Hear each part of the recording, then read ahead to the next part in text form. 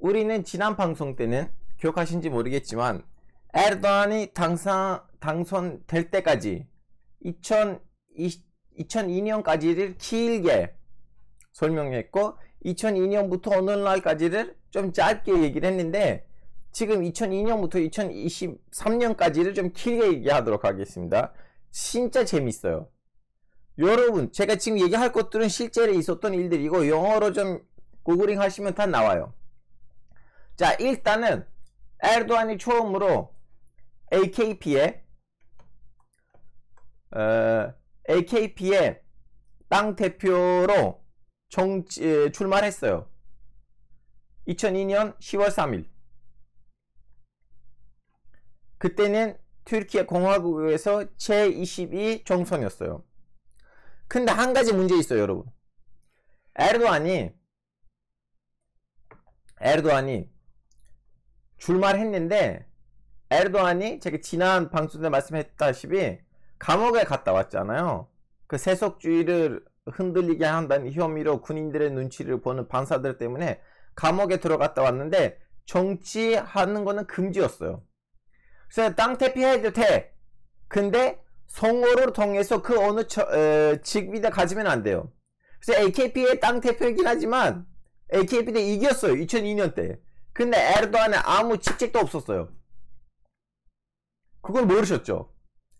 에르도안이 만들었던 정당 AKP는 2002년 10월 3일 날 대선 때는 압도적으로 압승해가지고 550석 안에서 370석 가까이를 획득했어요. 그러나 에르도안은 총리도 아니고 아무것도 아니었어요. 왜냐? 에르도안의 정치 금지력이 있었어요. 그래서 에르도안의 국회의원들이 다 안에 들어갔어요. 그래서 이제 이런 개떡같은 법안이 어디 있어. 우리는 이 정치 금지력들을 다 풀어줘야 돼. 하고 어차피 국회를 장악했기 때문에 이분들이 추진했어요. 에르도안의 금지력 취소하자. 그래서 취소됐어요. 2002년 국회를 에르도안의 의원들이 장악했기 때문에 금지력 취소됐어요.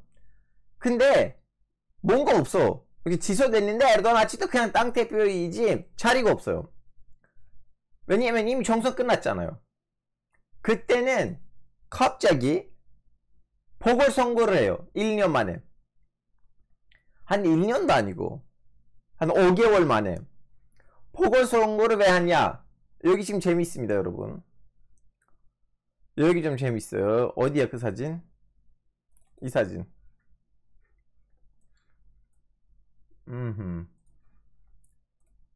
자, 이 사람은 터키 사람들 다 알아요. jet파. 이건 옛날 모습이고 이건 현재 모습이에요. 이 사람이 튀르키예에서 최초의 자동차를 만들겠다고 하고 이슬람주의를 뿌리면서 일종의 다단계 기업 주가 조작 기업 사기 했던 사람이에요. 이 사람이 처음에는 뭐라고 해야 되나? 그 이마트 24 같은 마트 체인점을 만들었는데 그거 잘 터졌거든요. 그래서 잘 터져서 역사 속에 처음으로 이렇게 대놓고 이슬람주의 모습을 드러내는, 그리고 생지역 시르트잖아요. 시르트는 잠깐만요, 제가 여러분한테 보여드릴게요. 시르트 어딘지.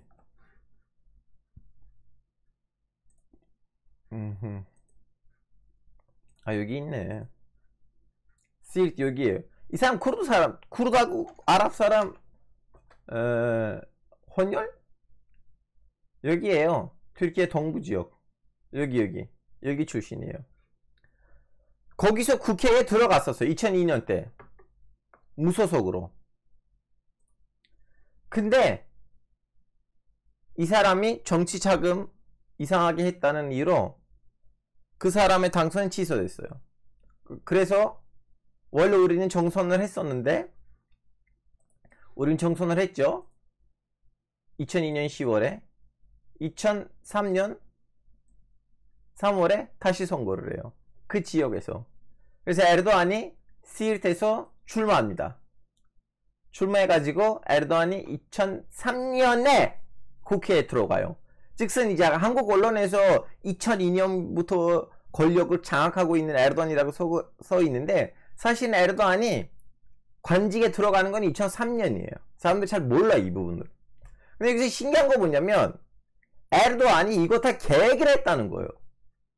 이 사람이 그동안 방금 전에 그 아저씨가 뭐지 여기 이렇게 해야겠다.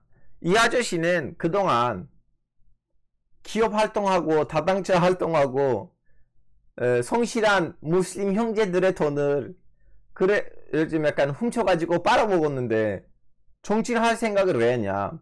에르도안이 시킨 거예요. 그래서 이 사람이 출마했어요. 자기 고향에서 당선이 됐어요. 돈도 뿌리고. 근데 에르도안은 알고 있을 거 아니에요. 자기 밑에 있는 국회의원들이 똘마니들이 국회에 들어가서 금지력을 없애버릴 것인지. 그래서 바로 보궐선거를 해야 됐는데 애한테 시킨 거지. 하여튼 여기까지는 아마 이해되셨죠? 여기까지 이해되셨나요, 여러분? 여기까지 에르도안의 그 큰 그림.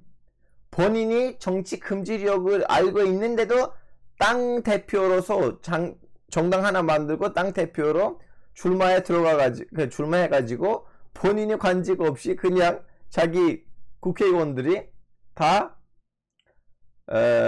알파고는 좌파인가 우파입니까? 여러분 이런 질문으로 물어보실 거라면 제 채널을 오지 마세요. 이 채널은 한국의 좌파 우파를 떠나서 국제 정치를 다루는 채널이에요. 저는 한국의 좌파든 우파든 다 내가 갖고 있는 지식을 이렇게 공짜로 나눠드리고 있어요. 이걸 따지실 거라면 제 채널을 소비하지 않으셔도 됩니다. 여튼 앞으로도 이런 질문 나오시면 댓글창에 계신 분들이 저 대신 답변을 써주시면 감사하겠습니다. 여튼 이제 여기까지 이해되셨죠? 에르도안의 그 큰 그림, 에르도안의 큰 그림. 이 사람한테 시켜가지고 이 사람을 불법으로 국회의원 시키고 자기 정당 다니고 무소속으로. 다음 이 사람의 지역에서 들어갔어요. 다음에 무슨 일이 있었냐? 다시 우리 여기로 갑시다. PKK 쿠르드 무장단체이죠. 쿠르디스탄 노동당. 걔네들은 1999년에는 단독 휴전 선언을 했었어요. 왜 그러냐? PKK의 지도자 압둘라 öcalan은 튀르키예 공화국한테 체포됐어요. 1999년에. 그래서 자기네 수장들이, 자기네 지도자가 튀르키예 공화국한테 체포가 됐는데 막 이렇게 열심히 무장단체 활동을 하면 자기네 지도자가 좀 피해를 볼 거 아니에요. 그래서 PKK는 단독 휴전 선언을 했었어요. 5년 동안 했어요. 근데 웬일 에르도안처럼, 에르도안이 이제 복지당 이슬람주의 라인이잖아요. PKK나 쿠르드 사람들이랑 단 한 번도 부딪힌 적이 없는 정치 사상의 누군가가 정권을 잡았는데, 그러면 계속 조용히 있어야 됐는데 갑자기 PKK는 다시 재시작했다고 선언합니다. 우리는 더 이상 휴전 선언을 안 해요. 그래서 5년간 테러 사태가 멈췄었는데 다시 시작해요. 그래서 에르도안이 골치가 아파요. 국내 정치도 잘해야 되고 세속주의자들이라 뭘 해야 되고, 그리고 또 동시에 갑자기 쿠르드 애들이 더 좋네. 왜 그러지? 그러다가 이제 사건들이 하나씩 터지죠. 알라후 액발, 알라후 액발, 알라후 액발 이렇게 외치고 거기 있는 법관들, 대법원 법관들 중에서 세속주의가 강한 법관 몇 명을 죽이려고 했어요. 그리고 누가 한 명 죽었어요. 자, 그래서 갑자기 언론 보도가 나왔어요. 봐봐요, 에르도안 같은 사람이 당선되니까 이제는 테러리스트들이 이렇게 우리의 세속주의를 지켜주려고 하는 법관들을 대놓고 죽이려고 하네. 근데 기자들이 수사를 했는데 이 사람이었거든요. 이 사람이었습니다. 이 사람이었어요. 그 죽이는 사람이. 이분이 변호사야. 변호사이고 여기 이제 동시에도 언론 카드가 있어요. 기자증이 있어요. 그 노란색 프레스 카드. 근데 따져봤더니 이 사람은 이슬람주의랑 아무런 상관이 없고 오히려 이 사람도 생 세속주의자였어요. 이해되셨어요? 여러분 이런 거예요. 생 세속주의자가 진짜 에르도안을 너무 싫어하는 세속주의자가 이슬람주의랑 아무 상관없는 세속주의자가 더군다나 변호사예요. 대법원 앞에 가서 법관들이 나갈 때는 알라후 액bar, 알라후 액bar 하고 죽인 거예요. 자, 이유는 뭔가요? 라고 물어보시는데 이유가 너무 뻔한 거 아니에요? 이러한 그림을 만들고 국민한테 겁을 주려고 한 거였죠. 에르도안이 있으니까 이렇게 탈레반 같은 사람들이 이제 대놓고 사람을 죽이려고 해요.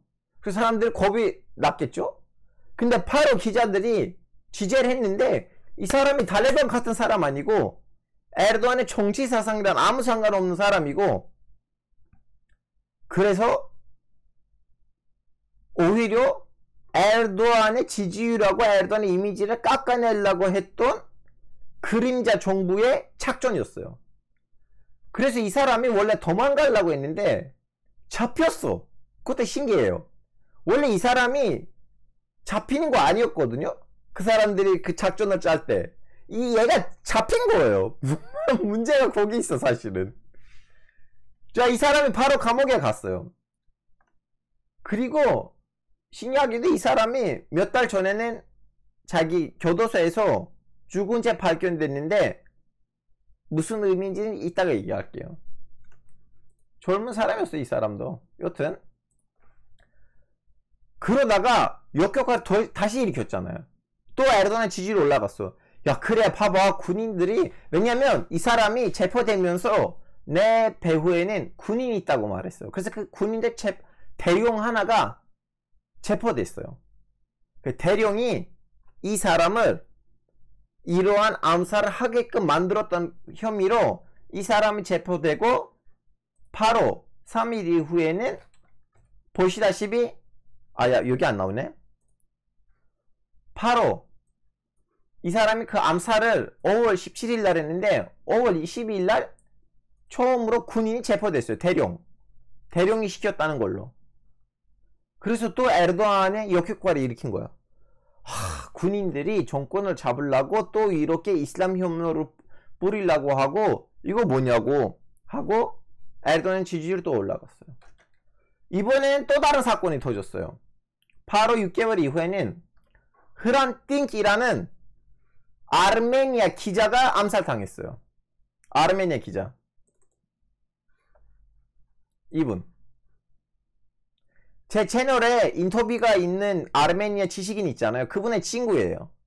그리고 이분들이 같은 아고스이라는 아르메니아 사람들이 만드는 신문이 있어요. 튀르키예에서 터키 말로 나오는 아르메니아 사람들의 신문사예요. 그래서 아르메니아 종교회 내부에 있었던 일들, 아르메니아 사람들의 이제 그 종교적인 명절들, 그 아르메니아 종교랑 관련된 이제 이야기들, 글들, 아르메니아 역사, 뭐 좀 약간 아르메니아 사람들의 목소리를 내는 신문사가 있어요. 튀르키예에서 아고스이라고 하는데 그 아고스이라는 신문사의 기자였어요, 이분이. 그리고 이분이 좀 약간 유명했었어요. 이제 되도록 이 아르메니아 문제를 풀고 싶었어요, 이 사람이. 아르메니아 사람들한테도 튀르키예 사람들한테도 우린 이제 더 이상 100년 전에 있었던 일들에다가 집착하지 말고 무슨 일이 있든 말든 간에는 서로 안아주자. 100년 전에 무슨 일이 있었다는 거에 대해서 더 이상 서로 얘기하지 말고 우리는 이 땅 위에서 같이 살았던 민족들로서 서로 안아주자. 이렇게 좀 약간 화합의 뭐라고 해야 되나? 상징이었는데 암살당했어, 이분도. 이분 암살당했는데 이분을 암살시킨 사람이 17살 아이였어요. 이번에는 반 에르도안의 그 세력이 이런 말 한 거예요. 에르도안이 군인들이랑 너무 많이 싸우니까 쓸데없이 튀르키예에서 치안이 망했다. 17살짜리 아이가 어떻게 흐란틱 같은 기자를 죽이냐. 여러분 이제 터키에서 총기 소지가 가능해요 라고 다들 물어보시고 있는데요. 한국보다는 조금 더 쉬워요. 근데 미국처럼도 완전히 풀린 상황 아니에요. 그 누가 무기를 살려면 정부로 그 관련된 신청서가 있어요. 그 신청서를 통해서 가서 신청하시고 이제 허가가 나오면 그 허가 결과로 권총을 가지실 수가 있어요. 이거 이제 주제랑 관련 없어요. 근데 이번에 또 그 17살짜리 아이를 수사하려고 했는데 또 가다 보니까 그 17살짜리 아이 뒤에 군인이 있는 거예요. 어떤 군인이 시킨 거야. 그래서 에르도안을 군인들이 무슨 일이 있어도 긁어내려고 이런저런 작전 수법을 하려고 하는 거예요. 대법원에 있는 법관도 죽이고 기자도 죽이고 그런 상황이었어요. 근데 에르도안은 흔들리지 않았어요. 기자들이 그때 기계 막히게 수사들 지재를 했고 경찰들도 눈치 안 보고 그 수사할 거 다 수사를 하니까 모든 사건 뒤에는 일부 군인들이 나왔어요. 그러다 보니까 이제 마지막 카드가 나왔죠. 이제 2007년 되니까 여러분 2007년 5월 16일 날 당시 대통령의 임기가 끝나요. 그래서 4월 또 이렇게 되네. 그래서 4월 17일 날 국회에서 대선을 해야 돼요. 그 당시에는 대통령을 국회에서 뽑는 거였거든요. 그래서 국회에서 대통령을 선출해야 됐는데 그땐 직선제 아니었어요. 에르도안이 어차피 과반수잖아요. 쉽게 대통령 선출할 수가 있는데 갑자기 헌법재판소에서 예전에 일했던 사람이 기사를 썼어요. 칼럼. 지금 국회에서 출석한 국회의원들의 3분의 2가 출석하지 않는 상황에서 아무리 과반수가 누구를 찍어도 무효다. 대통령 선거이니까 국회에다가 국회의원들의 적어도 3분의 2가 출석을 해야 돼요. 에르도안이 괜찮은데 나는 이미 3분의 1을 넘는 국회의원이 있는데 그냥 갑자기 에르도안이 문화관광부 자리를 줬던 장관이 탈당을 하고 에르도안 정당에서 몇 년간 데리고 가고 다른 정당을 만들고 출석을 안 해요. 에르도안이 딱 뒤통수를 맞은 거지. 왜냐하면 에르도안도 이 AKP를 장당을 했을 때는 국민으로부터 지지를 좀 받으려고 이런저런 사람들을 다 끌어모았었거든요. 이슬람주의자들도 있었지만 자유주의자들도 있었고 우파도 있었고 좌파도 있었고 쿠르드 애들도 있었고 아르메니아 사람들까지도 있었어요. 그래서 에르도안이 배신 때리지 않을 다양한 사상에 있는 사람들을 다 모은 상황이었어요. 그때 문화관광부 장관이 배신 때리는 거예요. 에르도안이 진짜 여기 뒤통수 맞은 거지. 그래도 나오자. 하여튼 그날 했는데 뭐라고 해야 되나? 모였는데 3분의 2가 출석 안 한 거지. 근데 그분들이 이제 다 이제 투표를 했는데 에르도안이 이 사람을 대통령으로 밀라고 했어요. 압둘라 귤. 잠깐만요. 어디야? 그래, 이 사진으로 가자. 이 사람을 대통령으로 하려고 했어요. 그 당시에는 이분이 외교부 장관, 에르도안의 국무총리. 이 사람이 에르도안보다 한 2살 3-4살 많고 이슬람 은행 정제였어요, 예전에. 그래서 이제 사람들이 3분의 2가 출석 안 했잖아요. 에르도안이 이제 기자회견에 나와서 아니 갑자기 이렇게 개떡같은 논리를 왜 만드냐고. 니네들이 장난하려고. 이거는 무슨 비잔틴 제국이에요? 이렇게 이상한 정치적인 수작을 해가지고 왜 우리를 대통령을 선출하지 못하게끔 만드냐. 니네들이 이상하다. 그럼 그날 밤에 무슨 일이 있었는가? 그날 밤에는 이 쿠데타가 발생했습니다, 여러분. 이 쿠데타가 무슨 말이에요? 한번 예측해 보세요. 이 쿠데타 무슨 말인 것 같아요? 이 쿠데타.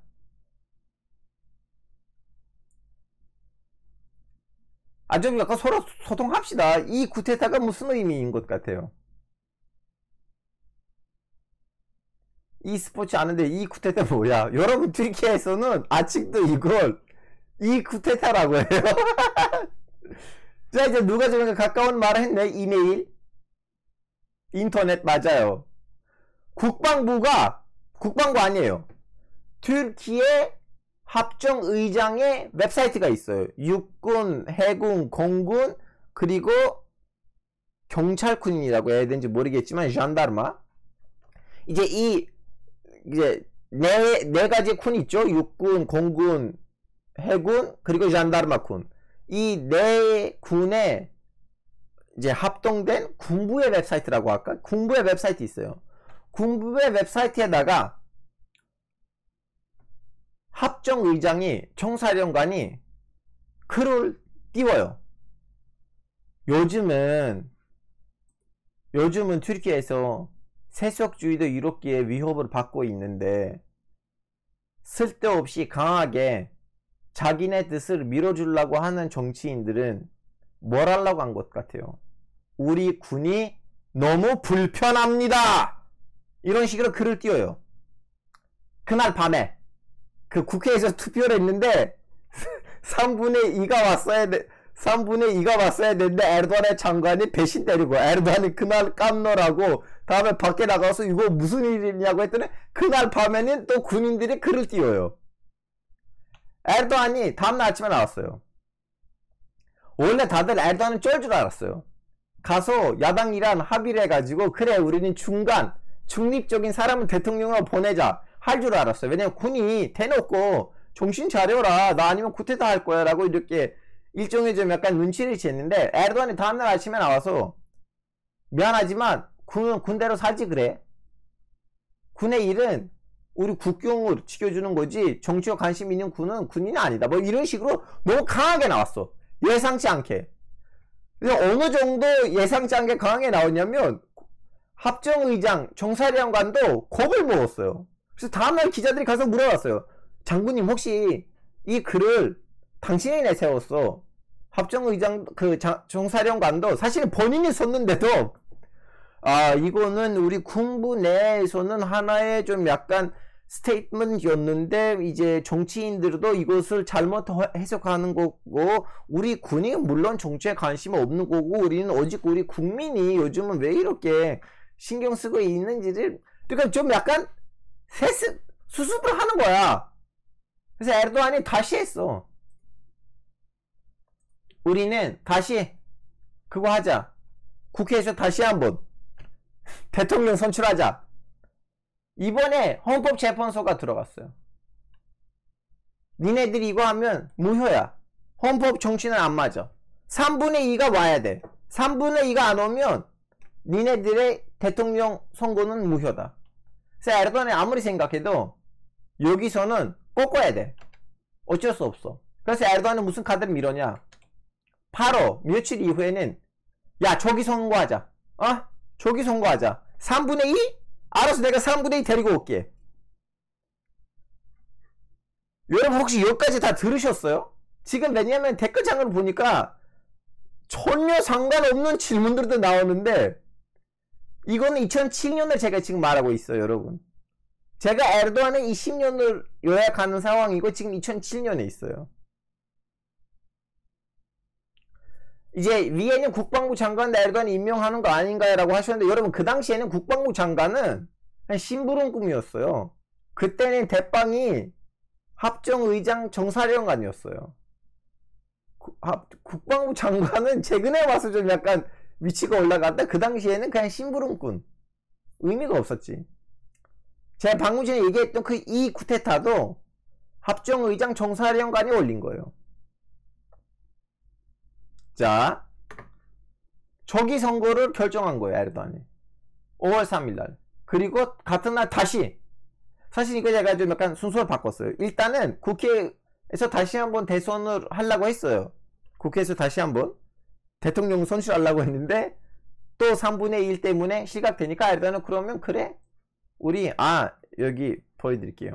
자, 2007년 5월 1일날 헌법재판소는 니네들이 국회에서 하는 대선은 무효야 판결을 내려요. 그러다가 에르도안이 다시 해요. 3분의 2 모이자. 그래서 가서 그 배신 때렸던 애를 불러요. 야, 이 새끼야, 너 나한테 배신 때렸는데 너 정치를 앞으로 할 줄 알아?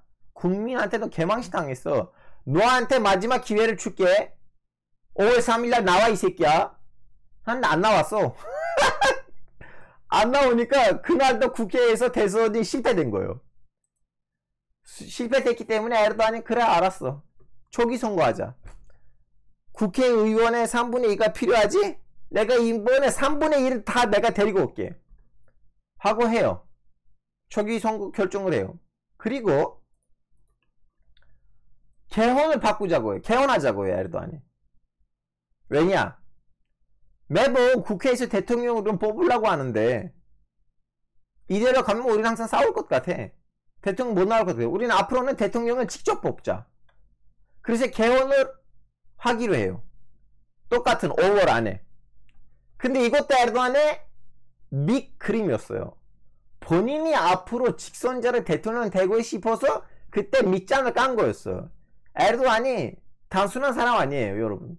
진짜 그 중동에 있는 그냥 조그만 경제성장 하다가 독재를 해야지 하는 사담 후세인이나 아니면 간다피 같은 루저 아니에요. 진짜 정치적인 좀 약간 뛰어난 사람이라니까. 이것을 본인을 위해서 만든 거였어요. 2007년에 했던 이 자체를. 하여튼 그래서 여러분, 에르도안이 조기 선거하기로 했는데 그러다가 무슨 일이 생기냐. 6월이 됐잖아요. 에르도안이 알아요. 왜 대통령을 선출시키지 못하는지. 군인들이 막으려고 하니까. 그래서 위에 있는 이 hrant 암살 사건하고 대법원 암살 사건 수사가 진행 중이었는데 그 계기로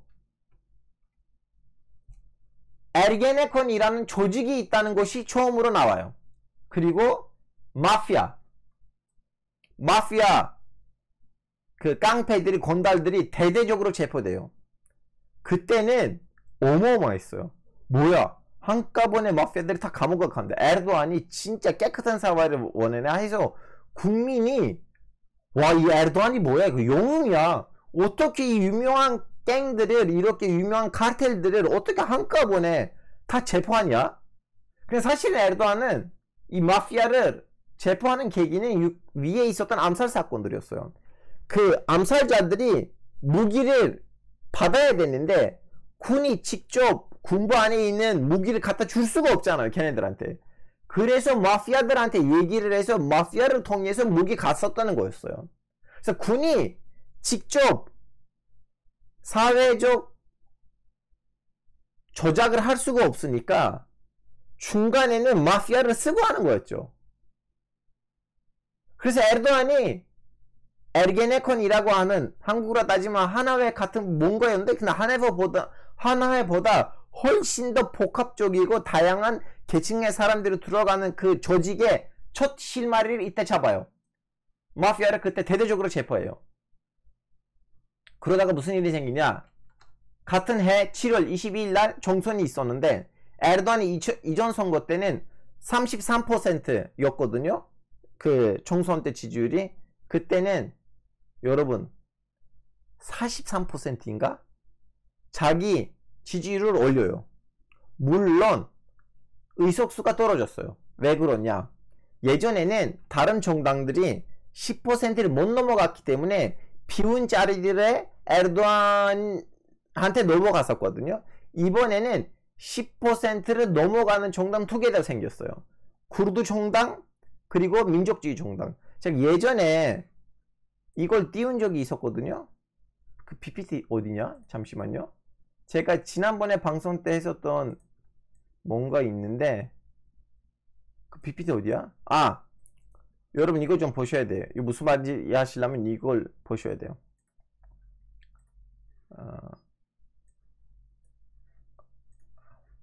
잠시만요. 왜 안 열리냐?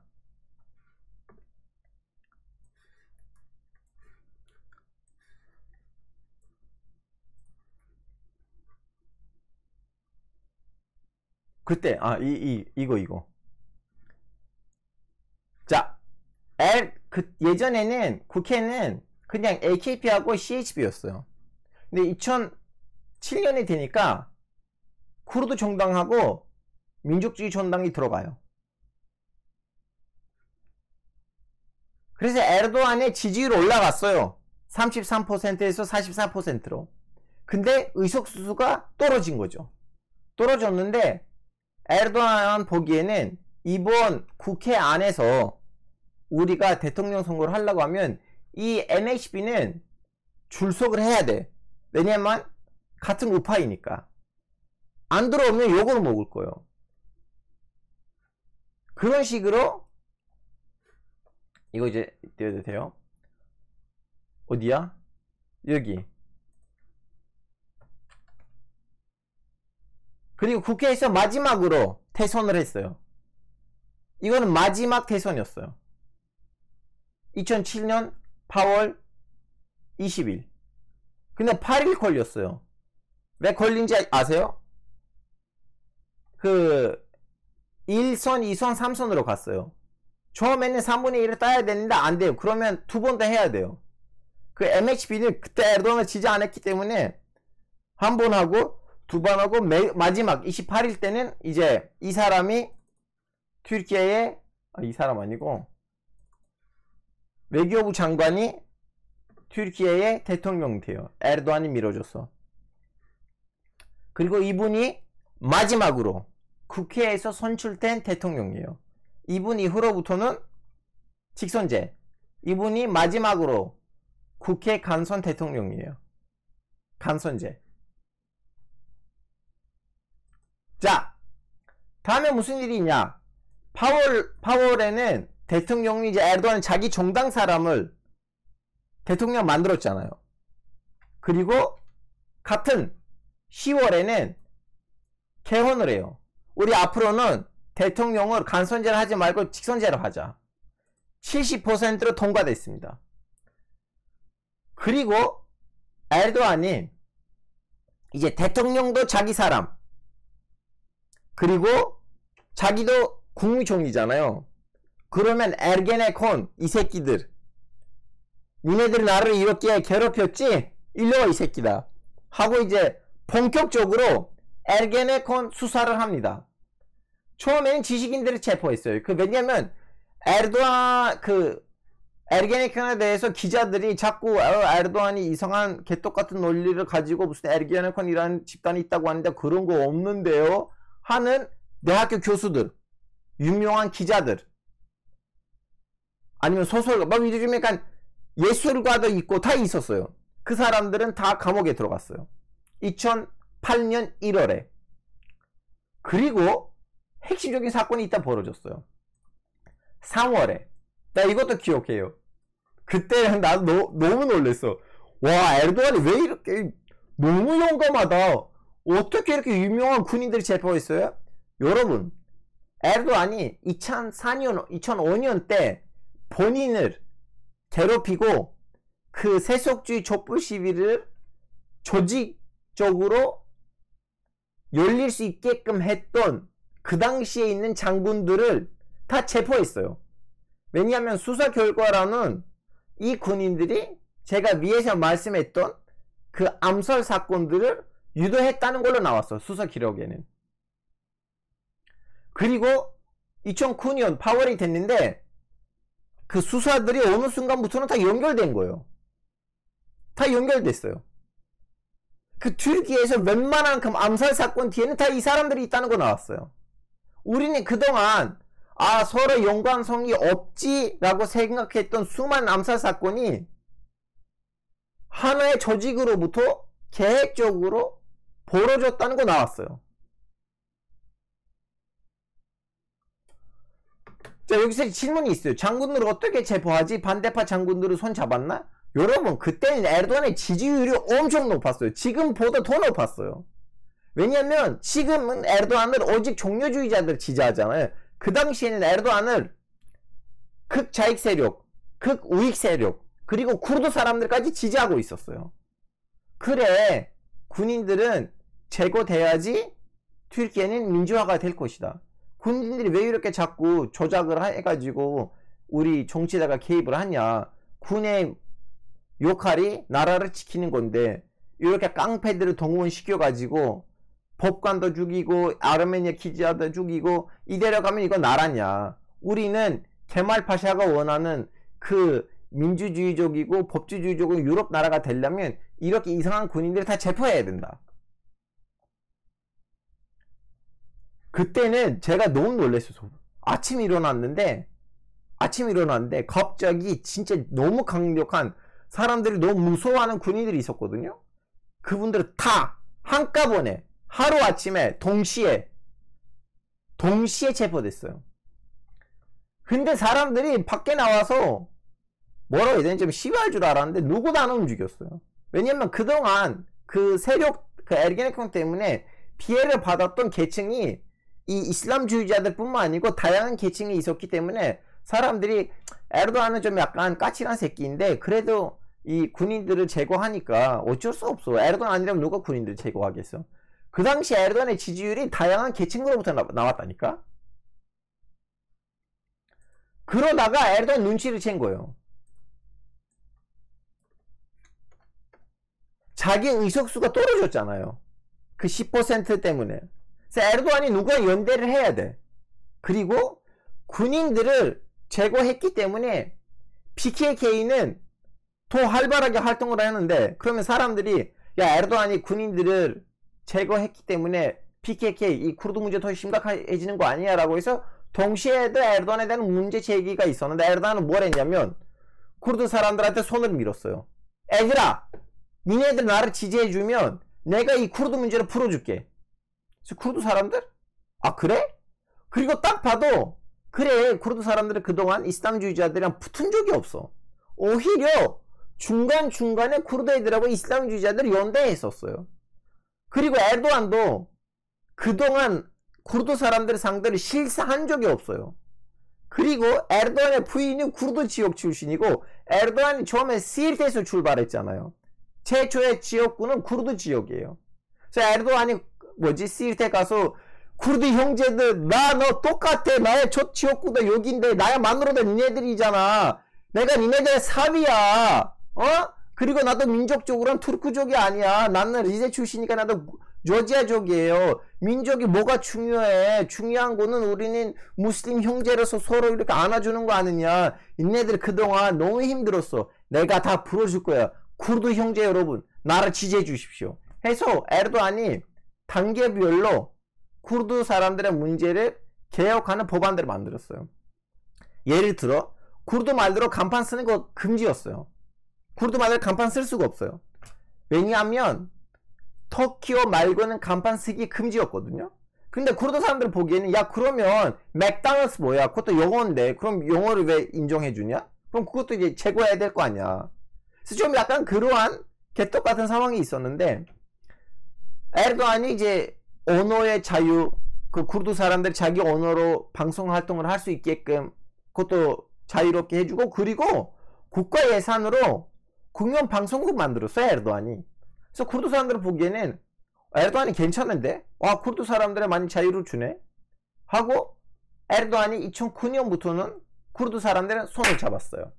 그러다가 에르도안 눈치챈 거 뭐냐, 에르게네콘 수사가 너무 느려. 원래 빨리 수사를 하고 그 뿌리까지 뽑아야 되는데 수사가 너무 느려. 우리는 2008년에 이 장군들을 체포했는데 왜 아직도 아무것도 안 나오냐. 여러분 생각해 보세요. 한국에서도 그런 일이 있었잖아요. 그 5.18을 가지고 사람들 수사를 했는데 결과가 툭툭툭 다 나왔잖아요. 바로 다 나왔어. 오래 걸리진 않았어요. 얼마 전에 박근혜 대통령도 이제 탄핵돼가지고 다음에 감옥에 간데 너무 빨랐어. 근데 에르도안 보기에는 야 2006년에 있었던 암살 사건이고 그걸 이제 실마리를 잡아서 군인들까지 재판했는데 2009년인데 왜 아무것도 안 풀려? 왜 이렇게 수사가 너무 느려? 이유가 뻔해. 에르게네콘은 오직 군인들의 집단 아니라니까요. 안에는 기자들도 있고 대학 교수들도 있고 연예인들도 있어. 그렇다면 판사들 없겠어요? 검찰들 없겠어요? 검사들 없겠어요? 그래서 에르도안이 사법개혁을 해야겠다고 선언을 합니다. 여러분, 우리는 사법개혁을 해야 돼요. 그래서 에르도안이 사법개혁을 하려고 국민투표를 미뤄요.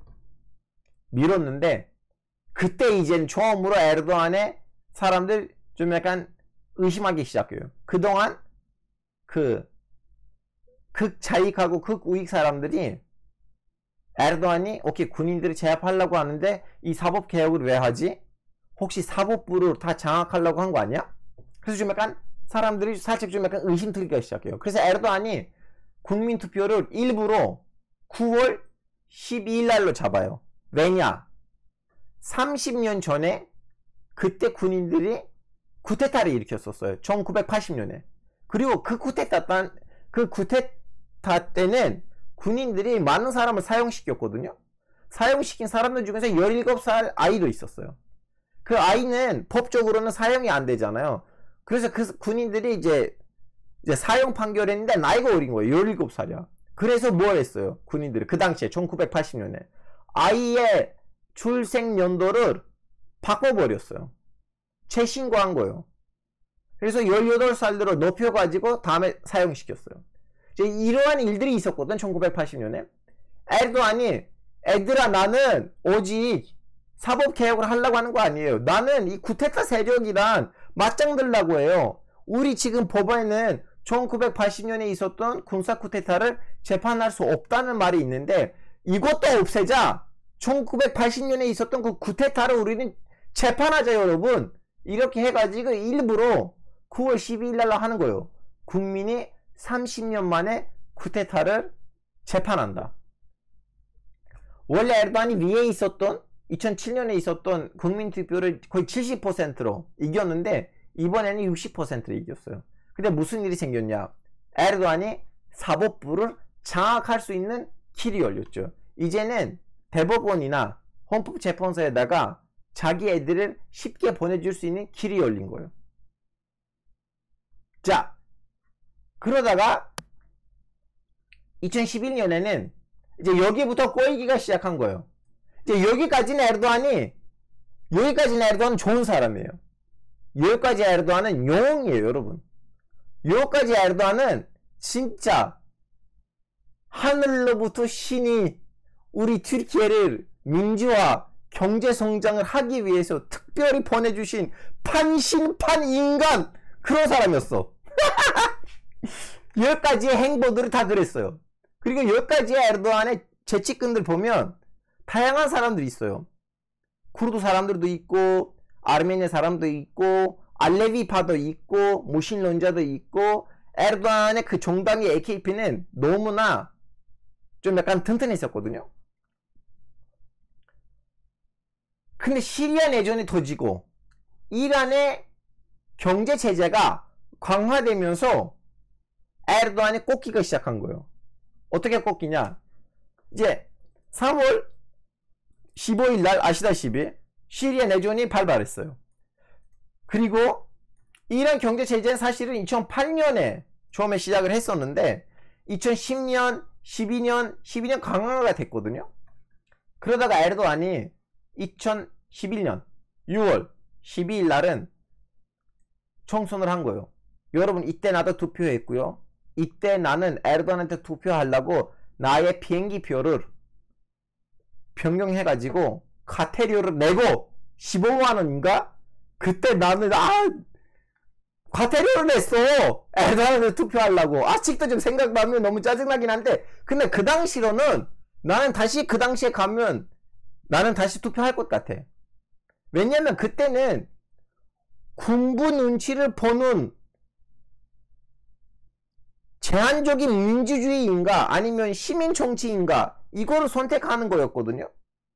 나는 후회하진 않아요. 솔직히 말하자면 짜증은 나지만 후회하진 않아요. 아직도 짜증 나지만 후회하진 않아요. 그때 나는 과태료를 내고 투표하러 왔어요.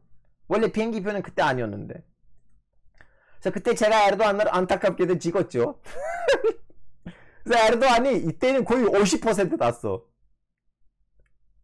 그때는 에르도안 50% 땄어요. 자, 여러분 2011년 6월 12일 에르도안이 50% 딴 거예요. 사법개혁 했어요. 헌법재판소나 대법원에다가 마음껏 자기 사람들을 보낼 수가 있어요. 군부를 장악했어요. 군부 안에 있는 급진바이들을 다 감옥으로 보냈어요. 에르도안을 막을 수 있는 사람 이제 누구도 없어요. 물론 주변에 있는 친구들을 제외하면 에르도안들은 그동안 20, 30년 동안 피땀, 눈물 같이 흐르면서 정치했던 에르도안의 친구들 말고는 에르도안을 막을 사람 하나도 없었어요. 그러다가 에르도안의 비리 의혹들이 크게 작게 나오기 시작했어요. 2012년부터. 그리고 우린 다음에 알게 됐는데 에르도안 예전에 비리를 어떻게 했냐면 예를 들어 여기 김포공항이 있는데 김포공항에서 누가 가서 장사를 할 것인지를 하나 기업에다가 넘겨줘요. 예를 들면 알파고 물산 네가 담당해. 그러면 나는 JP 사장님 여기 와서 레스토랑 차려주시죠. 여기 누가 있어요? 채팅창에 여기 38밀 15비님 당신 여기 와서 커피숍 좀 차려주십시오. 이걸 관리하는 일이라고 합시다. 자, 이것을 누구한테 이제 어떤 기업한테 넘겨줘야 되잖아요. 그 넘기는 기업한테는 20% 뒷돈은 챙긴 사람이었어요. 여기까지는. 왜 20%냐? 내가 이거 다음에 알게 됐는데 진짜 개똑같은 논리예요. 왜냐면 에르도안이 뒷돈을 챙기려면 주변에 있는 사람들이 카카 이거 무슨 20%예요? 이거 좀 약간 비리 아니에요? 이거는 뇌물 아니에요? 이거는 이슬람에서 금지 아니에요? 우리는 무슬림이잖아요. 우리는 뇌물 받으면 안 되잖아요. 우리는 뇌물 받으면 지옥 가는 거 아니에요? 왜냐면 뇌물은 단순히 한 명의 돈을 훔치는 거 아니고 국민 8,000명의 돈을 동시에 훔치는 거니까 8,000명한테 하나씩 가서 우리는 용서를 받아야지 천국 가는 거 아니에요? 이럴 수가 있잖아요. 그래서 에르도안이 이걸 어떻게 보장을 하냐면 내가 다음에 알게 됐는데 사람들한테 얘기를 하는 거예요. 야, 얘들아, 예전에도 모함메드 사도는 아니면 오스만 제국도 술탄이 전쟁하러 가면 전쟁하고 난 다음에 재산이 생기잖아요. 재산의 80%는 장군들하고 군인들한테 분배를 하고 나머지 20%를 국가 예산으로 따로 챙기는 거 아니야? 나 이 돈을 개인으로 가지고 간 거 아니야. 나 이 돈을 따로 챙기고 앞으로 이 군인들하고 세속주의자 애들이란 우리는 지금 전쟁 중인데 중간중간에 돈이 필요할 수도 있어. 그러기 위해서 챙기는 거예요. 나는 돈 욕심이 있었으면 마음껏 챙기지 왜 이렇게 율법을 생각하면서 20%를 챙겨. 25%를 챙길 수가 있잖아. 30% 챙길 수도 있잖아. 딱 20%를 챙긴 거는 나는 율법을 생각하면서 제도를 맞는 거예요. 뭐 말이 맞는 것 같아. 우리는 어차피 군인들하고 세속주의자들은 전쟁을 벌으니까 우리는 이 전쟁을 잘 지르기 위해서는 우리에 따로 좀 약간 예산이 필요하니까 말이 맞아. 2011년까지는 그랬어요. 2011년까지는 그랬어요. 근데 2011년 이후로부터는 그 20%도 없고 그냥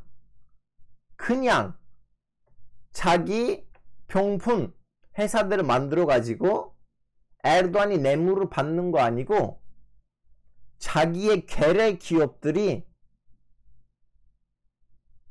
국가 일을 받아가지고 직접 국가의 돈을 스스로 빨아먹는 걸로 바꿔버린 거예요. 사실 에르도안 항상 그 얘기했어요. 나는 이 튀르키예를 두바이처럼 운영하고 싶다. 나는 이 튀르키예를 사우디처럼 운영하고 싶다. 그래야지 튀르키예는 경제 성장을 빨리 할 것이다. 나는 이 튀르키예를 기업처럼 운영하고 싶다. 이 말도 본인이 몇 번 얘기를 했었거든요. 2011년 이후로부터는 에르도안이 그런 식으로 이제 제대로 바꿔버렸어요. 그리고 예전에는 에르도안이 엄청 눈치를 봤던 사람이었거든요. 막말하지는 않았었어요. 왜냐? 야, 군인들이 기다리고 있는데 실수만 하면 가서 제압을 할 거잖아요.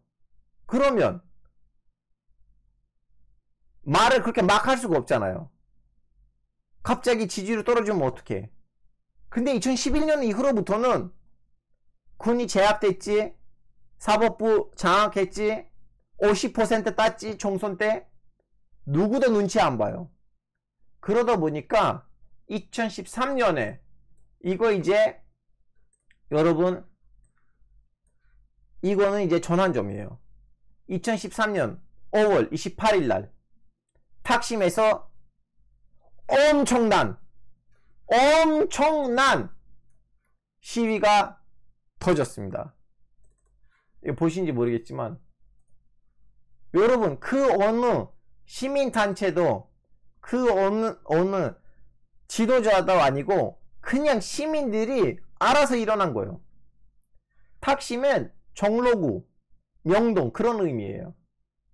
이제 여기는 핑 공간이고 여기로부터 이제 넣는 통로이거든요. 여기로부터 이제 이렇게 빠지시면 뭐라고 해야 되나? 이태원 같은 좀 약간 나이트클럽들의 꼬리가 있고 이제 여기에는 공원이 있었거든요. 여기 아직은 나무가 있잖아요. 나무들 보이죠? 여기 이제 탁심 광장이고 에르도안이 여기 있는 공원을 제거하고 여기에다가 이제 쇼핑센터 같은 뭔가를 만들려고 했는데 시민들이 이거 뭐냐고, 이스탄불에서 숨을 쉴 데가 없는데 당신 여기에다가 이 공원까지 제거하면 우리는 어디서 숨을 쉬어요. 나무가 필요해. 나무. 너는 왜 이렇게 막 하고 싶은 거를 막 하는 거야. 좀 눈치를 봐야 될 거 아니야. 국민이 에르도안이 2011년부터 사람들이 막 하는 거를 보고 너무 분노가 쌓였었어요. 2년 동안. 그래서 그 분노가 그때 발발된 거지. 근데 한 달 걸렸어 이거. 여러분 한 달 걸렸고 전국적으로 확산됐고 이제 에르도안의 직근에 있는 사람들도 눈치를 챈 거야. 아 이거는 진짜 우리는 국민이 좀 약간 짜증난 거니까 우리는 좀 약간 살살 가자. 그래서 대통령, 에르도안이 밀어줬던 그 대통령, 국회의장 사람들이 아 알겠습니다. 우리는 우리 국민들의 뜻이 그렇게 반대적인지를 몰랐습니다 하는 식으로 좀 약간 발언을 좀 약간 가라앉히는 식으로 했는데 에르도안이 더 막 나가고 자기 지지 운동으로 벌였어요. 그리고 에르도안이 그때 처음으로 이 말을 했어요. 국민 여러분, 이 세속주의자들은 민주주의지 않는 수단을 동원해가지고 쿠데타를 일으키려고 한다. 그래서 광장에 나오세요. 에르도안이 비행기에서 타고 왔었는데 귀국하는 그날은 공항에서 엄청난 시위가 벌어졌어요. 그때 에르도안이 그걸 봤어. 와, 내가 이 정도로 힘 있는 사람이구나. 그래? 그 대통령 새끼 그렇게 말했다고? 그 국회의장 꼰대 새끼 그렇게 말했다고? 그러면 하나씩 이제 숙종하자. 이 새끼들은 너무 부드러워. 싸울 줄 몰라. 우리 지금 목숨을 걸고 싸우는 건데 이거 뭐냐고. 2013년 5월 28일부터는 에르도안이 변하기가 시작했어요. 자기 측근들까지 숙청하기 시작했고 언론사들을 없애버리기가 시작했어요. 일단은 좀 약간 조금 더 과격한 언론사들을 없애버렸는데 그때 이제 신의 한 수가 떨어졌지. 2013년 12월 17일 그 유명한 사건, 경찰들이 단순히 이란 경제 제재를 어떤 이란 사업가가 뚫고 있다는 것을 수사하고 있었는데 진짜 경찰들이 몰랐어. 그 끝에는 에르도안의 아들이 있는지 수사하고 있었는데 수사 끝에는 에르도안 아들이 나온 거야. 그리고 에르도안 아들이 아버지로부터 지시를 받아가지고 경제 제재를 뚫었어요. 그 이란의 경제 제재를 뚫은 거야. 이거 나와버렸어. 2013년 12월 17일. 그러다가 일주일 지나가서 25일 날 12월 25일 딱 일주일 직후예요. 딱 일주일. 에르도안이 시리아에 있는 무장단체들한테 무기 보내줬다는 수사가 나왔어요. 무슨 수사였냐면 검찰이 튀르키예 남부에서 시리아로 넘어갈 트럭 몇 대를 멈추게 해요. 야야 잠깐만! 이 새끼들 니네들 멈춰봐. 검찰이니까 멈춰야 되잖아요. 검찰가 그 트럭들 열어봤는데 뭐야 무기 있어. 안에 다 무기 있는 거야. 이 무기들 니네들 뭐 하는 거야? 우리 그냥 기사예요. 그러면 니네들의 대빵이 누구냐? 이 옆에 앉은 사람이야. 또 누구야? 그 사람이 당신 나를 수사할 수가 없어. 왜 내가 너를 못 수사하냐? 왜냐면 나는 국정원이야. 야, 나는 너까지 수사할 수가 있어. 일로 와 이 새끼 하고 국정원 사람들 다 체포해가지고 이거는 다 언론에 나와버렸어요. 튀르키예는 국정원을 통해서 시리아에다가 무기를 가지고 가고 있어.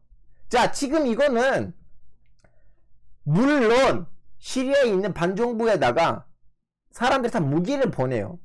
지금 미국도 우크라이나에다가 무기를 보내주잖아요. 이제 아랍연맹에서 인정된 반정부 세력 있잖아요. 걔네들한테 누구나 다 무기를 보내주고 있어요. 그러다 보니까 숨길 필요가 없거든요. 가서 직접 갖다 주면 돼. 어차피 아랍연맹으로부터 인정받은 무장단체이다 보니까 오히려 대놓고 보여줘야지 순위파 세계로부터 인정받아. 와 진짜 이렇게 많이 보내주고 있구나. 그러니까 이거 숨길 필요가 없다는 거예요. 그 국가 안에서 다른 국가 기관들로부터 숨길 필요가 없어요. 그냥 언론에 공개 안 해도 국민이 이걸 몰라도 되는데 국가 기관 안에서는 숨길 필요가 없는 거 아니야. 이거는 진짜 국가 정책이라면 우리 외교 정책에 있어서 우리는 시리아 안에 있는 반정부 세력을 우리가 지지할 거야. 그러면 이거 국가 안에 있는 기관들에게 숨길 필요가 없잖아 이거. 근데 거기 나와 있었던 국정원이 검찰한테 야 너 수사하지 마. 너 빠져. 우리 계속 할 거야 시리아에다가 이런 말 하는 거야. 그럼 이거 뭐야? 그 무기들이 이제 일정에 따르자면 IS한테 간다고 아니면 일정에 따르자면 알누스라이라는 테러 조직 간다는 걸로 아직도 그 수사는 왜냐하면 중간에 중단됐거든요. 근데 처음은 사람들도 놀라지는 않았어요. 왜냐면 사람들 다 눈치채고 있었어. 지금 시리아에서 내전하고 있는데 에르도안이 거기서 장사를 하지 않겠어? 지금 IS 애들이 거기 큰 땅을 차지하고 있는데 걔네들이 무기가 필요한데 그럼 그 소기를 누구한테다가 팔고 무기를 받을 건데 이런 더러운 일을 누가 하겠어? 그때 에르도안이 3일 안 보였어요 언론에. 3일 동안 안 보였어요. 3일 동안 안 보였는데 그 비밀의 3일이지. 비밀의 3일이었어요. 사람들이 아 에르도안 이제 날라갔어. 에르도안 이제 끝이야. 그런 생각을 했는데 에르도안이 내가 항상 얘기하잖아요. 최고의 정치가예요. 여러분 미안하지만 한국에서 아직 이 정도로 정치가가 안 나왔어. 에르도안이 최선의 카드를 도입해요. 뭐랬냐면 에르게네콘이란 접종을 합니다. 얘들아 지금 이런 수사가 터졌어. 근데 먼저 에르도안이 걔네한테 에르도안이 먼저 에르게네콘한테 접촉을 한지 아니면 에르게네콘은 먼저 에르도안한테 접촉한지 모르긴 하지만 에르도안이 3일 만에 나와요. 여러분, 이 수사는 수사 아니고 쿠데타입니다. 사법적인 쿠데타예요.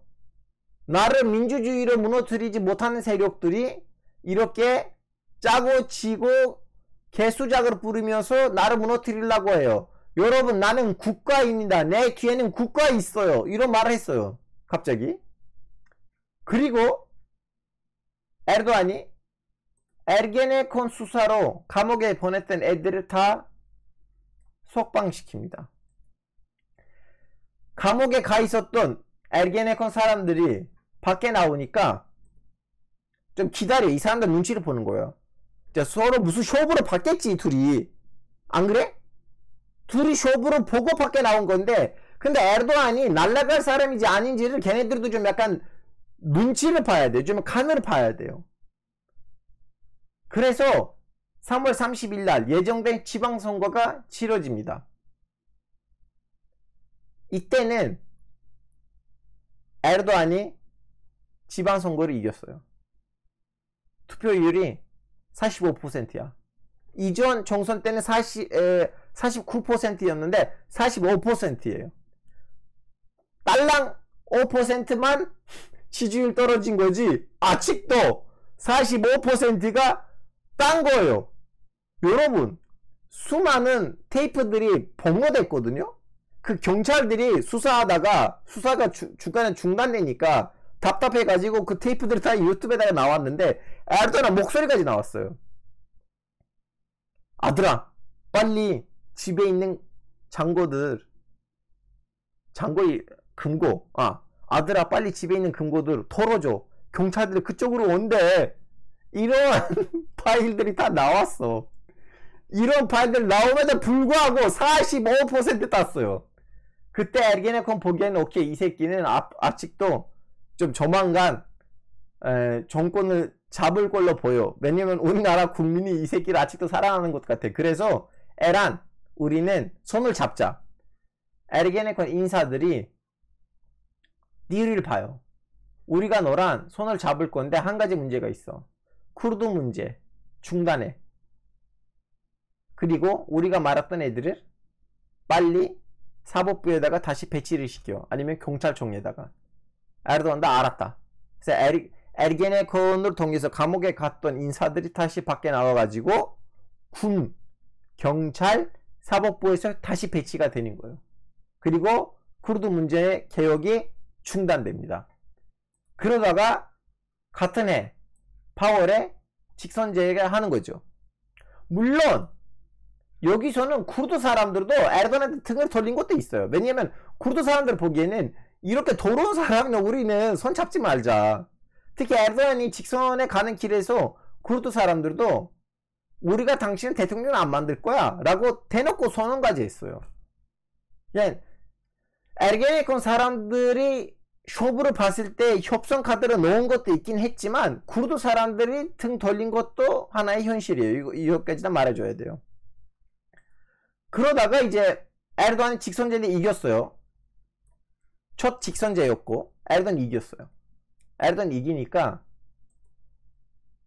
에르도안이 이겼는데 그 이후로부터 쿠르드 문제가 더 심각해졌고, 다음은 1년 지나가고 난 다음에 이때 이제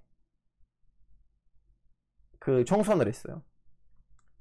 여러분, 총선을 했는데 에르도안이 42%인가 더 떨어진 거예요. 에르도안의 정당이. 그래서 에르도안이 이제 혼자서 내각을 못 만들어요. 그래서 에르도안이 대통령 되면서 땅 대표에다가 그 보냈던 사람이 있었거든요. 이 사람이에요. 에르도안의 두 번째 외교부 장관. 그리고 유명한 교수예요. 이 사람 엄청 유명해요. 그 튀르키예 키신저 같은 사람이거든요. 이 사람을 이제 땅 대표로 두고 에르도안이 대통령 되면서 이 사람이 국무총리였는데, 이 사람이 그래도 좀 약간 교수 출신이니까 튀르키예는 너무 좀 약간 갈등이 됐기 때문에 좀 화합하자는 생각으로 야당들이랑 연립정부를 만들려고 했거든요.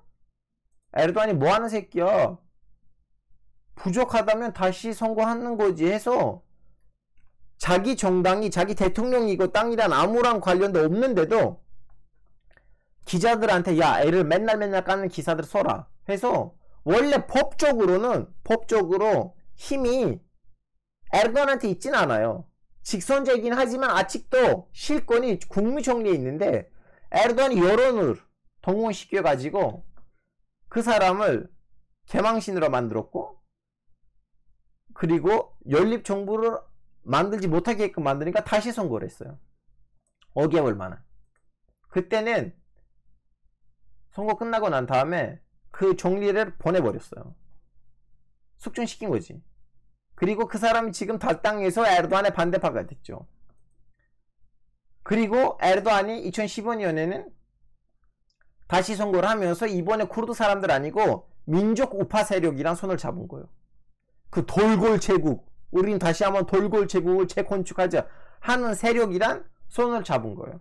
왜냐하면 에르도안이 생각한 거지. 야, 그래, 이 쿠르드 사람들이랑 누구도 손을 밀어줄 수가 없어. 그 테러 문제 때문에. 내가 좀 약간 배려를 해서 손을 밀어줬는데 이 새끼들이 나한테 등을 돌리나? 오케이. 그럼 나는 손을 안 밀어주면 걔네들은 항상 왕따 당할 건데. 그러면 나는 다른 세력이랑 손을 잡으면 내가 항상 가반수야. 그래서 에르도안이 가서 민족 우파랑 손을 잡았어요. 그 이후로부터는 2015년 이후로부터는 에르도안이, 여기 띄워드릴게요. 2015년부터 여러분 에르도안이 예전에 이런 화합이었는데 여기 쿠르드 정당을 왕따를 시키고 민족 우파 MHP랑 손을 잡은 거예요. 어차피 걔네들은 왕따이고 누구도 손을 못 밀어줄 거 아니야. 그럼 나 애를 끌어당기면 난 항상 가반수이겠지. 자, 근데 아직도 기자들이 2013년에 있었던 이 수사를 가지고 뭐라고 해요. 여기저기 사람들 길거리에다가 글을 쓰거든요. 살려주세요, 도둑놈이 있어요. 정치인들을 제압을 했지만, 사법부를 제압을 했지만 국민은요, 기자들은요, 아직도 사람들이 아들아 너 근거 없앴어? 경찰들 가고 있어, 빨리 근거도 없애라. 이것이 아직도 국민이 입에서 맴돌고 있어. 그래서 이거는 언젠가 에르도안이 날아가게 돼 있다는 걸 에르도안도 알고 있었죠. 그래서 뭔가 필요해. 호쿠스 포쿠스, 아브라카다브라, 이런 거 필요한 거야. 전체적으로 사회를 장악할 만한 뭔가. 그것이 바로 2016년 7월 15일에 발생했던 쿠데타 기도였습니다. 여러분, 나는 쿠데타를 공부했던 사람이에요. 대학원도 쿠데타 공부했어요. 미안하지만 쿠데타 그렇게 일어나는 거 아니야. 쿠데타를 일으키는 군인들은 제일 먼저 가서 통신망을 장악하거든요. 정보통신망을. 에르도안이 갑자기 텔레비에 나왔어. 그 뭐지, 누구의 핸드폰에 나왔어. 여러분 빨리 일어나십시오. 쿠데타가 일어났어요. 지금 다리에는 군인들이 있어요. 끝. 그리고 그 뭐지, 전투기 2대인가 3대는 국회에다가 공습을 했어. 이거야. 야, 쿠데타를 일으키려면 군인들이 제일 먼저 가서 정치인들을 이제 제압을 해가지고 통신 정보망을 장악을 해야 되는데, 에르도안이 통신 정보망을 활발하게 쓰고 있고, 그리고 지금에서야 이제 폭로들이 나왔는데 이미 사람들이 기다리고 있었어. 예 대령님, 예 경찰님, 우리 이제 밖에 나가서 군인들 죽여요? 언제 출발해요? 이미 다 준비되어 있었어, 모든 것이. 그날 나이가 17살, 18살, 19살 군인들이, 그 군사사관학교 학생들이, 애들이야, 다 애들이었어요. 진짜 다 꼬마 애들이야. 17살, 18살, 19살 군인들이 명령이 와요. 애들아, 나토 작전이 있어요. 나토 이제 군사 작전이 있으니까 니네들이 다 다리로 가요. 걔네들 다리에 갔는데 아무것도 없어. 근데 갑자기 시민들이 와. 근데 다 손에 칼이 있어. 거기서 그 군인들 다 죽였어요. 관련된 영상들은 여러분 인터넷에 가시면 다 나와요. 갑자기 보스 2대인가? 한 대인가? 군인들이 다 꼬마 애들이에요. 군사사관학교 애들이에요. 다리에 있었는데 진짜 여러분 머리를 자르었어요. 머리가 잘린 거예요. 다 영상들이 있어요. 다 기록에 들어갔어요. 에르도안이 그렇게 말했잖아요. 빨리 민주주의를 지켜주세요. 사람들 가서 죽였어요. 그 군인들을, 군사사관학교 애들을. 걔네들이 왜 나온지도 모르는 애들이었거든요. 이거 관련된 다큐멘터리도 있어요. 머리가 잘리거나 아니면 집단 폭행을 당하면서 죽었어요. 그 아이들이 그날. 그래서 그러한 그 다큐멘터리 있어요. 그날 다리에서. 그날 다리. 이런 좀 약간 노르웨이 기자가 만드는 다큐멘터리 있는데 한번 보세요. 노르웨이 사람이니까 티가 안 나서 터키 국정원도 이제 눈치가 안 챈 거지. 그래서 그 노르웨이 기자가 와서 다 지재를 해가지고 관련된 영상들 CCTV를 다 확보해가지고 그 다큐멘터리를 만들었는데 얼마나 계획적인 거였냐면 그 이제 검사들이 고발장이라고 해야 되나? 그걸 다 나온 거잖아요. 이 사람들이 쿠데타를 하려고 하니까 체포한다. 고발장이라고 해야 되나? 그런 거 있는데 고발장에서는 이제 이런 말이 있어요. 7월 15일 날 밤 8시에는 군인들이 쿠데타 하려고 밖에 나갔기 때문에 쿠데타 혐의로 체포한다. 근데 밑에는 도장이 있는데 도장이 아침 도장이야. 사건이 밤에 있는데 밑에 있는 도장 그날 아침에 시간으로 다 아침에 관련된 검찰들이 다 준비되어 있었다는 거였어요. 그 노르웨이 기자의 그거 다 있었어요. 아침에 계획? 무슨 아침이에요? 몇 달 전부터 계획을 했겠죠. 몇 달 전부터 계획된 거죠. 그거 하루 만에 계획될 일이 아니에요. 근데 이제 아침에 나와서 그날 밤에 이제 군인들이 가서 대대적으로 체포를 할 거잖아요. 그러기 위해서 이제 아침에는 이제 정리들을 다 작성하고 그 이제 그 터키 사법부 이제 사이트에다가 올릴 때는 아침에 업로드 됐다는 걸로 나와 있어요. 여튼 그리고 계엄령을 선포했죠. 에르도안이 계엄령을 선포했고 바로 우리는 이 헌법 때문에 이렇게 되고 있다. 여러분 모든 권한을 나한테 주세요. 모든 권한을 나한테 주셔야지 내가 튀르키예 민주주의 경제성장을 다 해주겠습니다. 하고 2014년 4월 16일 날 나 이거 기억하거든요. 나 혼자였어요.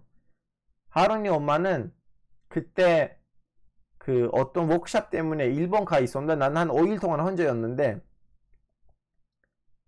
혼자서 에르도안이 이 국민투표를 압승했다는 거를 집에서 혼자서 컴퓨터 앞에서 이렇게 지켜보고 나는 그때 너무 좀 약간 심리적으로 너무 힘들었어요. 왜냐면 이미 튀르키예 못 간 지 2년 넘었고 3년 차였고 그리고 이 헌법도 통과되면 이제 끝장이 난 거예요 이거. 근데 나 혼자야. 또 이제 주변에 누구도 없어. 집에 혼자였어요. 그날 밤에 잊을 수가 없어. 그냥 그 골목들에서 혼자서 돌아다녔어. 밤 3시까지. 새벽 3시까지. 여튼 그러다가 이제 2018년 6월 24일 날은 정선하고 대선을 했어요. 에르도안이. 이번에는 새로운 헌법의 첫 대선이에요. 그때 에르도안이 역시도 이겼죠. 근데 이때는 분명히 부정선거했어요. 이거는 다들 알아요.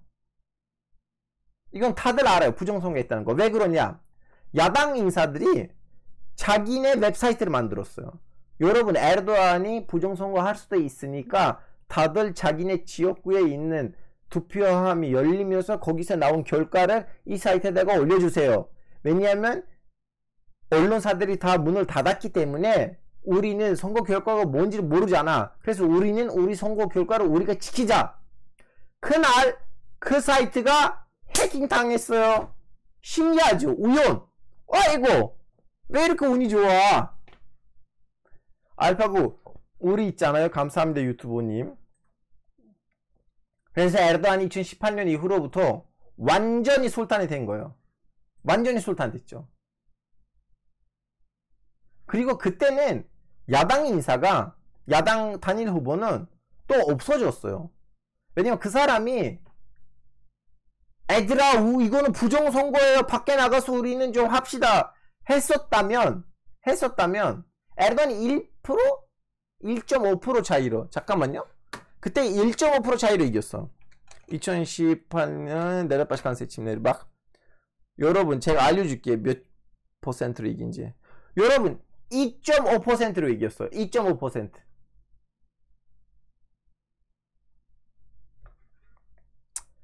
여튼 근데 이제 역전이 일어났지. 에르도안 정권의 역전. 바로 2019년이에요.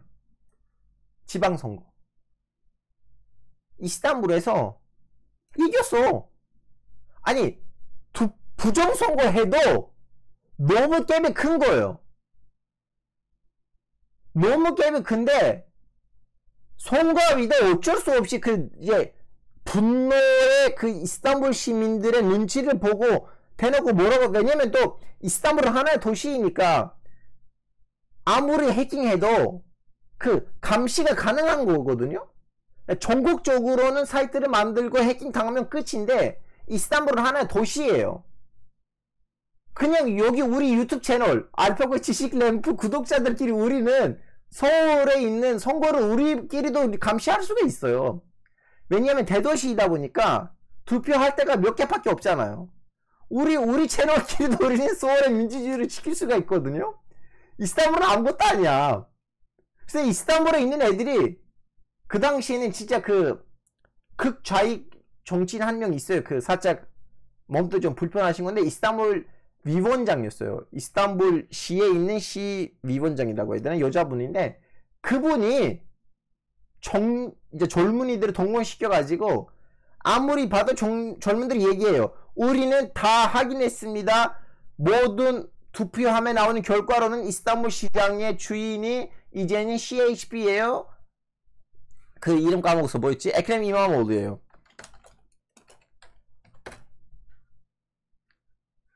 사진 보여드릴게요. 이분.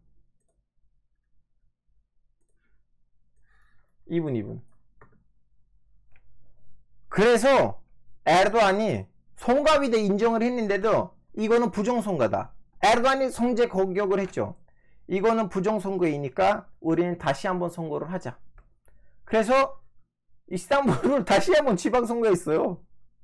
3개월 만에 재선거. 그리고 이번에는 이전 선거에 비해서 더욱 투표 차이가 생겼어요. 그때 이제 국민이 눈치챈 거예요. 에르도안이 이길 수 없는 존재가 아니다. 우리는 열심히 우리의 투표함들을 지켜주면 우리는 에르도안을 이길 수 있다. 2019년 지방선거는 진짜 하나의 전환점이에요. 그리고 이때부터 에르도안이 그동안 손을 잡았던 에르게네콘도 에르도안한테 등 돌리기가 시작했어요. 왜냐하면 에르도안도 이제 좀 약간 갈 때가 됐다. 그리고 걔네들은 에르도안 때문에 감옥에 간 거 아니에요. 그러면 복수를 해야지. 복수는 차가울 때 먹어야지 맛있어요. 그래서 에르도안도 이제 에르게네콘도 나한테 배신 내리기 시작했어요. 오케이. 이번에 가보자.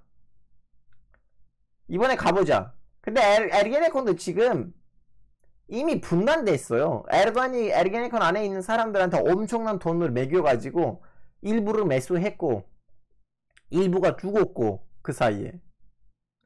그리고 이 에르게네콘의 실마리, 대법원 암살 사건을 일으켰던 알파르산 아슬란, 올해 2월 16일 날 갑자기 자기 방에서 죽은 채로 발견됐습니다. 원래 나이가 어린 사람이었고 아무런 병도 없었어요. 자, 여기까지는 에르도안의 20년이었어요, 여러분. 자, 빨리 질문들 있으시면 물어봐 주시고 없으시면 방송을 여기서 마무리하도록 하겠습니다. 오늘은 진짜 어마어마한 우리가 방송을 했다고 합니다. 20년을 제가 너무 잘 정리했다고 생각해요.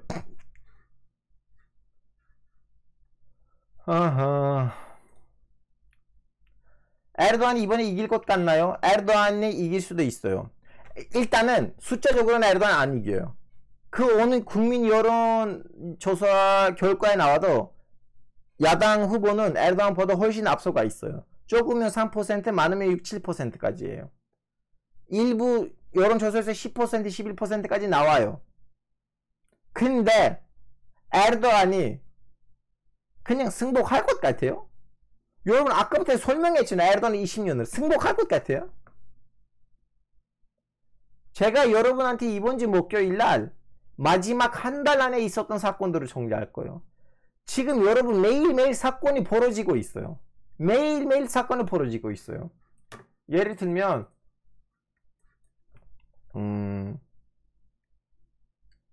뭐였지?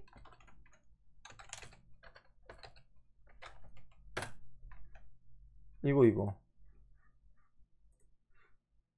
이 사람이 지금 봉하고 있거든요. 이 사람이 유명한 기자, 이분한테 보내요. 영상을. 이 기자도 자기 채널에서 그 영상을 올리고 있는데 이 사람 누구냐? 에르도안이 만들었던 게레 기업들 있잖아요. 게레 기업. 게레 기업 사장의 남동생이에요. 근데 이제 받아야 되는 돈을 그동안 안 받아가지고 이제 분노해서 빡쳐가지고 이렇게 이제 봉하고 있는데 여러분 여기 뭘 써 있어요? 한번 보세요. 봐봐. 1 milyar dolar. Bak 1 milyar dolar. 1 milyar dolar 뭐예요, 여러분? 1조예요. 1조. 여기 있는 봉로 내용이 안탈리아에 있는 공항 때문에 있었던 피리. 여기서만 에르도안이 1조를 뒷돈으로 챙겼다는 거를 이 사람이 얘기해요. 왜냐면 에르도안이 여기서 그 1조를 뒷돈으로 챙길 때 이 사람으로 썼다는 거예요. 1조 여러분 1조. 우리 한국 정치인들한테 비리했다고 뇌물 받았다고 하잖아요. 미안하지만 나의 눈으로 너무 귀여워. 아, 그 정도밖에 못했어? 내 눈에 그렇게 보여. 뇌물은 1조 정도 챙겨야지 뇌물이야. 여러분 여기 3.5 밀리아르 달러 뭐예요 이거? 3.5 밀리아르 막 1 밀리아르 달러 1 밀리아르 달러 3.5 만약에 이번에 에르도안이 당선하고 몇 년 내에 병사해도 또 다른 에르도안이 나올 가능성이 없나요? 아, 이 에르도안 스킬의 사람 안 나올 것 같아요. 에르도안 정도 사람 안 나올 것 같아요. 근데 여러분 내가 분명히 얘기합니다. 그 2조부터 시작할 수도 있는데 5월 14일 이번 주 일요일부터는 튀르키예는 너무나 시끄러울 거예요. 미리미리 대비하세요. 엄청 시끄러울 거예요. 제가 이제 이번 주 목요일도 마지막 한 달에 있는 사건들을 제가 정리하고 알려드릴 건데 에르도안이 밑장을 깔았어요. 지금 내가 승복하지 않을 거야 라는 그 밑장을 지금 깐 거예요. 충분히 제가 마지막 한 달에 있는 사건들도 뿌리면 여러분 눈에는 그림이 제대로 보일 거예요. 근데 승복을 하지 않을 때는 주변에 있는 고위급 간부들, 군, 경찰, 국정원, 그리고 야당 인사들 어떻게 움직일 건지가 물음표예요.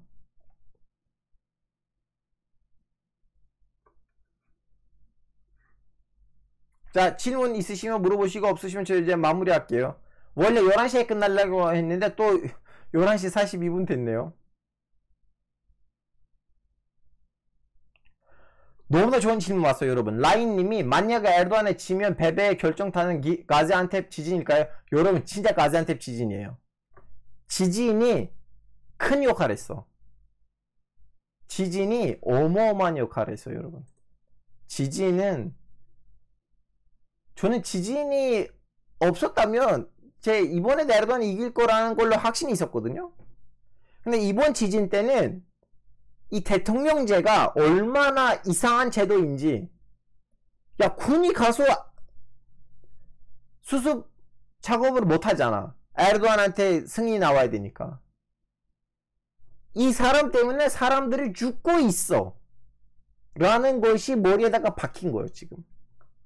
그리고 에르도안이 그동안 빠르게 만들었던 건물들 다 무너졌어. 아, 이 사람한테는 중요한 건 턴이에요. 그리고 국가가 아직 안 봤어요, 왜 우리 안 살렸어요 했던 유가족들도 체포돼 있어요, 일부가. 그래서 사람들 더 빡친 거지. 후계자가 없겠는 에르도안이 죽으면 에르게네콘이 움직일 때, 여러분 에르게네콘도 너무 수면 위에 떠올랐기 때문에 옛날만큼 힘이 없죠. 왜냐면 예전에 에르게네콘은 우리가 누군지도 몰랐고 그런 조직이 있는지도 없는지도 몰랐고, 왠지 좀 약간 보이지 않는 세력이 있는데 그 세력이 뭐지, 누구지, 어떻게 움직이지 몰랐지. 에르도안 덕분에 다 그냥 투명 유리편이 된 거죠. 에르도안이 제 보기에는 튀르키 안에 있는 정치적인 구도가 달라질 거예요.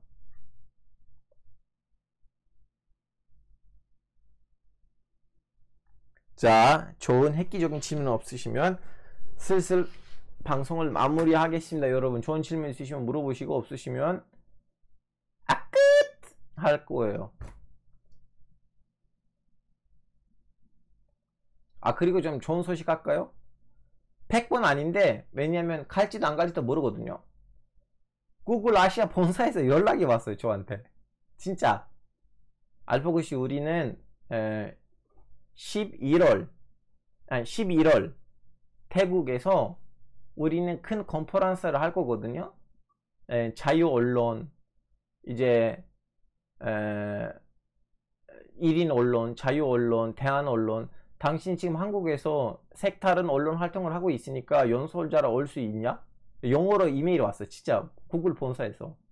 나 오늘 기분 너무 좋아요. 그래서 나 그동안 꾸질꾸질하게 이렇게 유튜브 활동도 하고 구독수는 뭐 얼마 안 되지만 그래도 좀 약간 맨날 저랑 이제 소통하는 구독자들도 있고, 나는 이 내용이 한국 사람들 알았으면 좋겠다고 하는 생각으로 이렇게 중간중간에 이제 영상들을 빠르게 제작할 때도 있고, 가끔씩 이렇게 너무 공들여서 손있게 만들 때도 있었는데, 결론적으로 이제 누가 눈에 들어갔나 보죠. 이 사람은 색다른 언론 활동을 하고 있다 한국에서. 솔직히 얘기하자면 좀 약간 어떤 특정된 지역에서 나온 현지 언론에 나온 기사들을 번역하는 채널들이 있긴 있어요. 없는 거 아니에요. 예를 들면 알파고니스탄에 나오는 알파고 말로 나온 기사들을 한국말로 번역을 해서 운영하는 채널들이 있긴 있어요. 근데 이제 저는 좀 약간 현지에도 가고 인터뷰도 하고 하여튼 그리고 또 사람들을 부르고 여기서 라방도 진행하다 보니까 구글 안에 있는 뉴스팀으로부터 좀 관심을 받았나 보죠. 그래서 초대를 했는데 올 수 있냐고. 나도 물어보려고 했어요. 당신들 비행기표하고 호텔비 주시겠어요? 라고 물어보려고 했는데 이메일 끝에는 We are gonna provide trip cost 이라고 나와 있길래 너무 좋은데? 하여튼 11월 그때까지 뭐 큰 방송이 없으면, 아니면 방송이 있어도 가야 될 것 같아요. 중요한 건 돈 아니고 명예이니까 그런 데에서 이제 연설을 해야 되잖아요. 에르도안이 끝나도 그 다음 뭐가 달라질지. 여러분 다시 한번 경제가 성장할 것 같아요. 왜냐면 후퇴됐어요 최근에 와서. 에르도안이 이긴 이유는, 제가 에르도안이 당선되기 전에 1인당 GDP는 4,000불이었다가 에르도안이 정상기에 올릴 때는 12,000불이었어요. 지금 다시 7,000, 8,000불로 떨어졌거든요. 다시 올라가겠죠?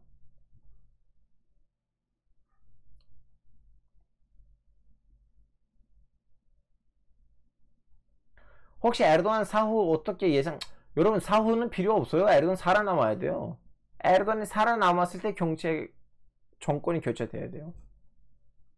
튀르키예가 원래 비소국권 국가 중에서 제1세계 선봉장 있음. 구독자 9만 명대는 기념 방송 같은 거 안 해요? 아니요, 여러분. 10만 명대는 제가 일본에 라이브 방송하러 갔었는데, 방송국에 이제 그 생중계 기자로 그 일본 사람은 결혼식을 이제 생중계로 터키에다가 하는 그런 방송을 했었는데, 제가 그 방송을 아수라장으로 만들었어요. 생중계에서.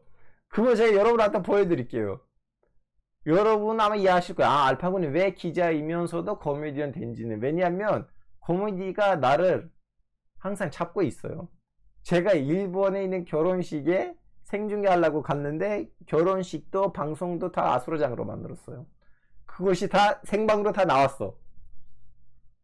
이제 터키 말대로 자막을 달아가지고, 그러니까 되도록 일본인 한 명이 있으면 그때 일본 사람들 말까지 번역했으면 좋겠어요. 그 영상물을 제가 아직도 갖고 있어요. 그걸 이제 10만 명 기념으로 공개하려고. 자, 질문 없으시면 마무리하겠습니다. 반일 하셨네. 여러분 무슨 반일이요? 제 친구였어요. 여자가 제 친한 친구예요. 그리고 모델이에요. 모델. 결혼한다고 해서 제가 회사에다가 얘기했어요. 주말에는 생중 못하겠다. 제 친구 결혼식이 있으니까 연차 쓰겠습니다 하고, 주말에 제가 방송 안 하려고 했는데, 회사는 우리는 좀 지원금도 줄 테니까 너는 가서 너 친구의 결혼식을 좀 약간 생중으로 하면 안 되냐고. 어? 괜찮은 아이디어인데? 하서 친구한테 얘기했어. 내가 너의 결혼식 생중계로 보내도 되냐고.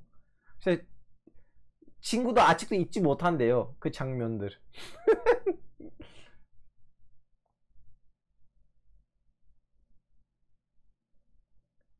자, 질문 없으시면 슬슬. 야, 진짜 1시간 안에 끝나려고 했는데 1시간 50분 걸렸는데 목이 아프네.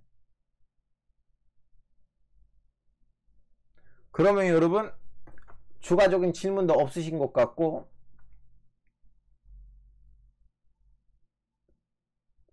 네이버에 있는 알파고 인물 상세 설명도 뜨고 리뷰에도 나오는데 나무 위키 같이 읽기 한번 가시죠. 아, 그래요?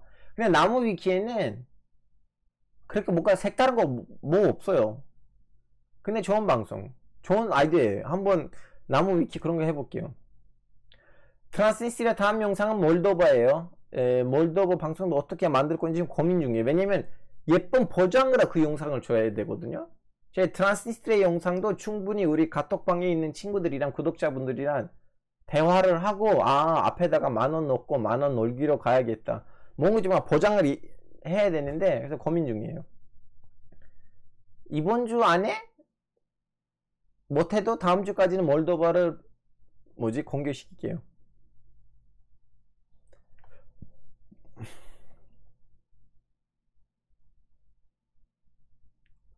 오케이. 자, 여러분 추가적인 질문도 없고 슈퍼챗도 없고 새로 유료 구독자도 안 생겼기 때문에 방송 여기서 마무리해도 될 것 같아요. 자, 오늘도 시간을 내주시고 2시간 가까이 제 방송을 열심히 집중 있게 들어주셔서 진심으로 감사드립니다, 여러분. 안녕히 계세요.